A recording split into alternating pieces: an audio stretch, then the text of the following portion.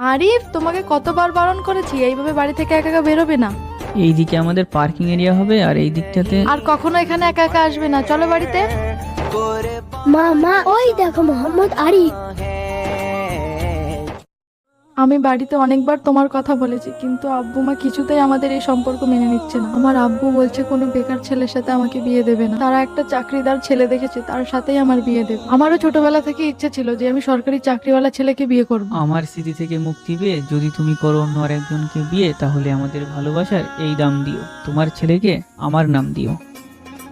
আমার ছেলে আরিফ তোমার অনেক বড় ফ্যান, তোমার সব ভিডিও দেখে। আর আমারও তোমার ভিডিও খুব ভালো লাগে। তোমার কোনো কন্ট্যাক্ট নাম্বার দেওয়া যাবে, যাতে আমি আগের মতো আবার তোমার সাথে কথা বলতে পারি? বিয়ের পর যদি কারো স্ত্রী কোনো পরপুরুষের সাথে বিনা দরকারে ফোনে কথা বলে, তাহলে সেটা দুযোগের পথ নির্দেশ করে। যদি কথা বলতে ইচ্ছা হয়, তাহলে নিজের স্বামীর সাথে কথা বলো। এই পৃথিবীতে আল্লাহর দেওয়া সবচেয়ে বড় নিয়ামত হলো তোমার স্বামী।